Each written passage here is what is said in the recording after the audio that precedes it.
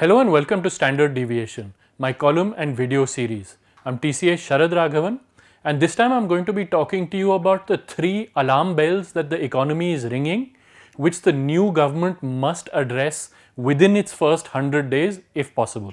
But before I start, I had a quick appeal to make before you, which is please do subscribe to The Print. It helps us do the kind of ground reporting that we have become known for, especially during election time. We have a bunch of reporters out on the ground getting you stories from areas that nobody else covers. It also allows us to do various discussions, but it also gets you several advantages. One is that you get priority access to our webinars, which are member exclusive. It allows you to write in to us in our Your Turn section where we publish your opinion as an article on The Print. And of course, it gets you access to our newsletters, which are written by our editors and come straight to your inboxes on the news of the day. So please do subscribe. It benefits us and you. Thank you. The Narendra Modi government will release the GDP growth data for the financial year 2023-24 at the end of this month. From the looks of it, it seems that growth will be robust in the 7.5 to 8% range. But the new government that comes to power in June should not let the macro data overwhelm its senses. Some alarm bells have been ringing for a while now, especially regarding individual income levels and private investment appetite. But now these alarms are spreading to foreign companies and their investment decisions as well. All of it shows that things are not quite right once you dig below the macroeconomic surface. You see, data at the macro level can be misleading. The quarterly figures from the government's periodic labor force survey shows that unemployment has largely been trending down since the Jan to March 2022 quarter. This would suggest that more people are employed, which would also suggest that more people are receiving an income. This may well be true. But let's instead look at the behavior of people to see if this matches how a financially secure person would behave. The short answer is no, it doesn't. The first alarm bell is the sheer exuberance in the stock markets. Speak to any analyst and they'll tell you it is being driven by investments in small and mid-cap stocks. That is, small investors are putting their money in small and often volatile stocks. According to the Ministry of Finance, the quantum of financial savings by households is falling, and the share of these savings that are invested in the stock market has increased. This is where behavior comes in. Poor Indians are increasingly betting and gambling with their savings, albeit in a formalized way. Not so poor Indians are also joining in on this. People who are secure about their incomes tend to keep their money in the bank, especially when interest rates are relatively high as they are now. Their stock market investments are typically done through systematic investment plans or SIPs done through an investment specialist.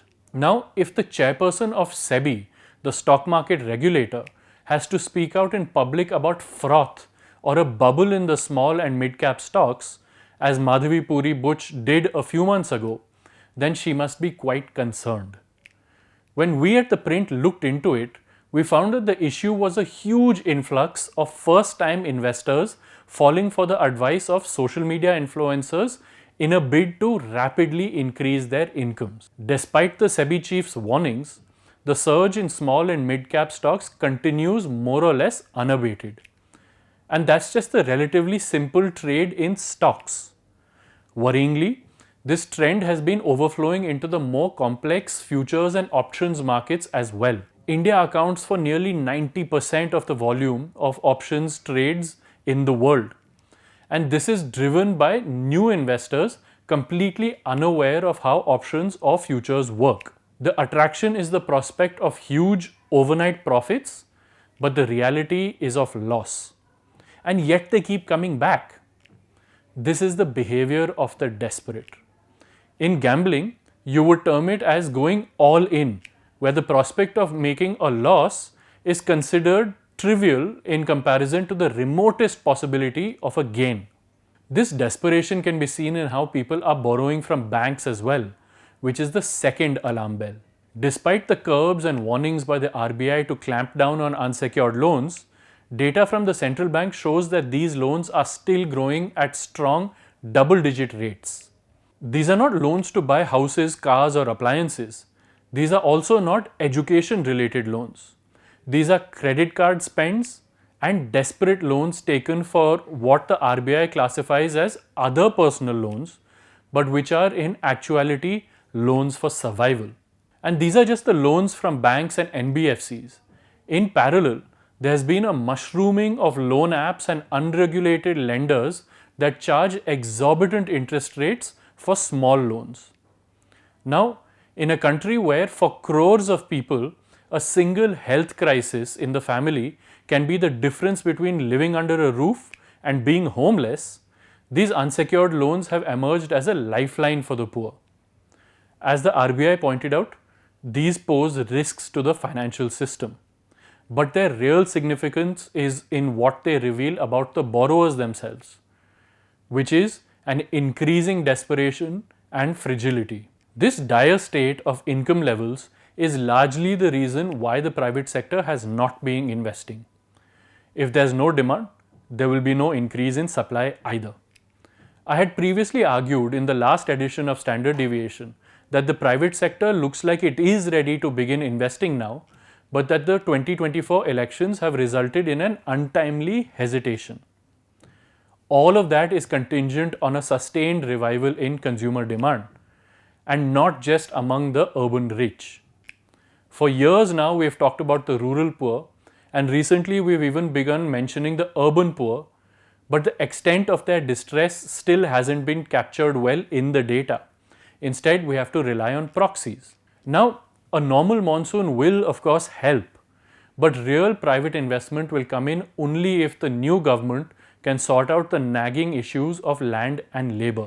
In fact, this is connected to the third alarm bell, which is falling foreign direct investment into the country. FDI has been falling for a few years now, as has India's share in global FDI, which shows that foreign companies are increasingly choosing other countries to put their money in.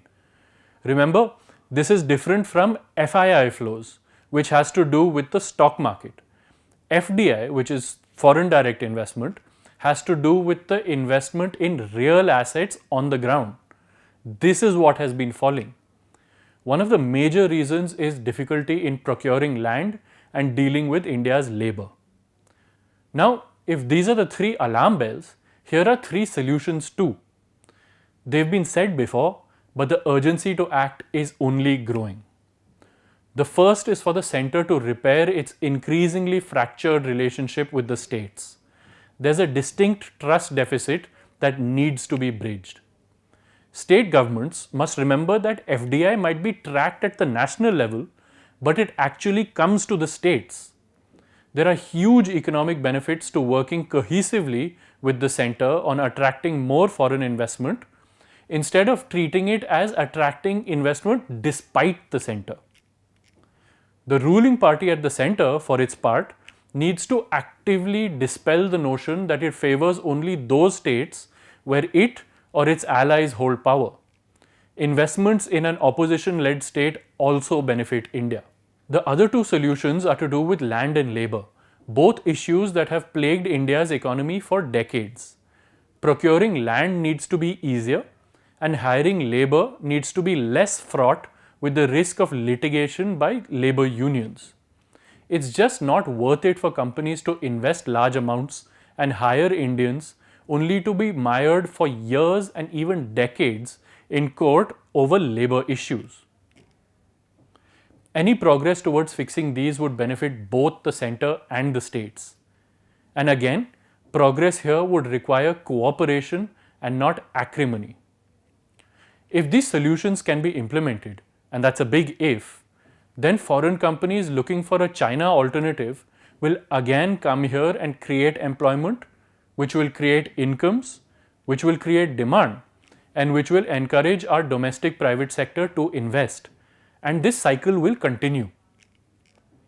But the first steps need to happen soon. This should be the 100-day agenda for the new government. But on that note, that's all from me. Thank you for watching.